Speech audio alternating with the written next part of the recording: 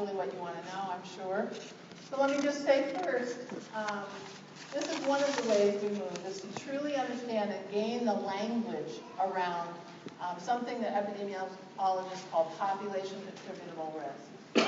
Epidemiologists can calculate the amount of a disease that comes from or is driven by a disease agent. So the amount of lung cancer that comes from or is driven by smoking, for example. So population attributable risk you see in this oil slick in the center of this graphic. For all of these conditions, almost 56% of anxiety is attributable to ACEs. Almost 59% of high-risk behaviors for HIV. 21% of heavy drinking. 1 in 4 diagnoses of cardiovascular disease. 1 in 4 diagnoses of cancer, etc., all the way around. And what's exciting to me about understanding the population attributable risk is we no longer have to work on these problems one by one by one by one, which is so expensive.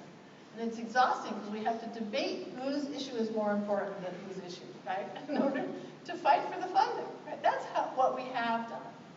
But as we weave this ACE science and become more ACE informed, as we weave it through all of our different work, it's like putting a sponge in the middle of this oil slick.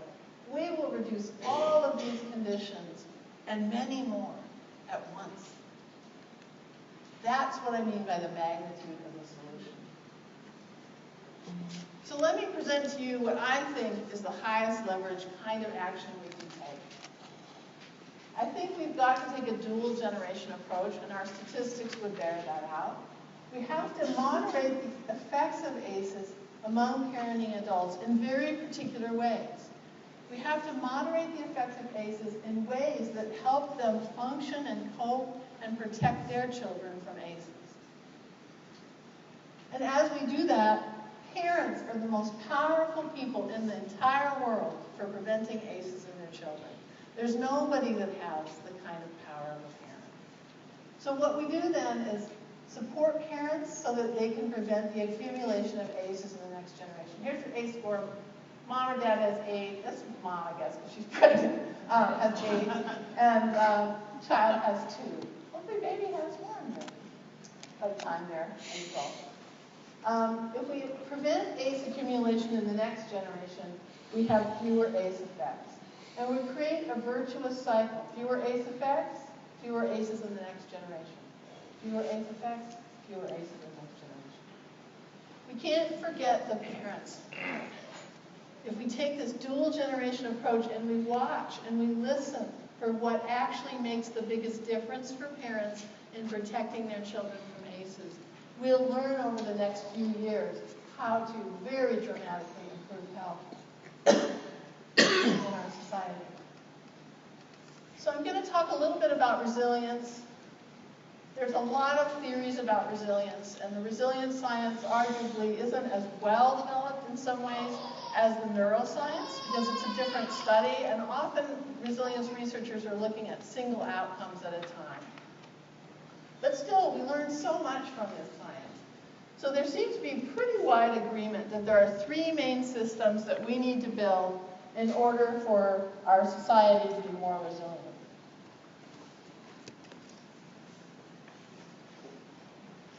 So one is individual capabilities, and most of our public systems are structured to improve capability.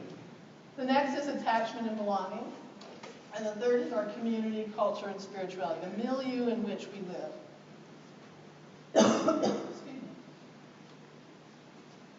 So I want to give you just a little bit of a caution in focusing exclusively on capabilities. Because capabilities are the very thing that can be affected by ACEs. So I want to just tell you, I have a friend who is now in high school. She was adopted from China when she was 4. And when her mom went and got her from China, she went to the orphanage that she had grown up in, and no one knew her. She had lived there for 4 years. No one knew her. So she probably was in a crib with a propped bottle and probably got virtually no attention. And so she heard, as she was a little girl growing up, she heard people say to her mom, "It's okay because kids that are reading well by 3rd grade do really well. They tend to graduate from high school." So when my friend hit 3rd grade, and reading was hard because her brain doesn't make meaning from symbols, and her brain doesn't have very good working memory to keep the meaning going as you read through the sentences. She was crying and saying, but I'm not going to be okay. So I tell you that story because if we can pay attention to the core gift of that human being, my little friend has amazing relational skills. She's the first to notice if you had a haircut. She tells you the color you're wearing is fabulous. If you just happen to be smiling that day, she's the first one to notice and to ask you, what's making you happy today? So all of the adults around that family are now investing in her relational capabilities, not in a list that's produced in the resilience literature. So watch the list, know what it is, but really pay attention to individual core gifts. They're always there. There's always something that is extraordinary about you, each human being. Self-regulation is one of the biggest challenges. It's one of the capabilities that clearly is important right from birth and can be complicated. And neuroscientists are explaining that movement, physical touch, biofeedback, exercise, play, practicing connection. My little friend practices connection, and man, is she getting good at it. And hope. These things are really important in helping people self-regulate. So in the Target example, when I said they're helping kids reflect on their emotional state, that's one of the things that will, over time, with habit, help them increase their self-regulation. So the second arena that we need to strengthen is attachment and belonging. And attachment and belonging starts right from that first moment of baby sticking their tongue out and mirroring. But it continues throughout life. Dr. Emmy Werner, who's followed a cohort of people born on Kauai for over 50 years now, she's found that folks who had friends or romantic partners who provided a sense of security and helped with emotion coaching.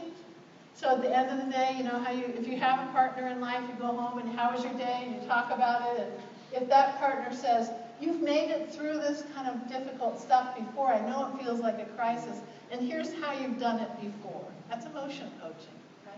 Having people in your life that help you reflect on the strengths and abilities that you've had and help you stay connected with the people around you without overreacting and burning your bridges with them. Emotion coaching is so important, and it doesn't have to be a husband or wife. It can be a friend, a neighbor, right? It can be anyone in your life who takes that time. And I would say that capabilities and attachment and belonging are very highly linked.